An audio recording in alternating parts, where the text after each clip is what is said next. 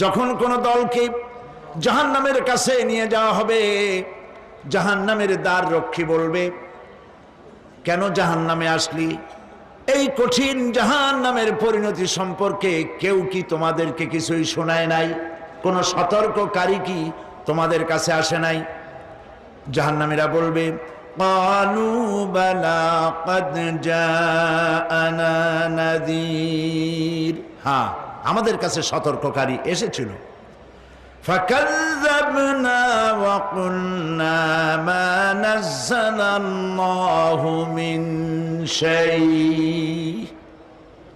আমরা সতর্ককারী আমাদেরকে জাহান্নামের কথা বলেছে, জান্নাতের কথা বলেছেন, আমরা এটাকে মিথ্যা মনে করেছি আর মনে করেছি আল্লাহ সব কিছুই নাজিল করে নাই।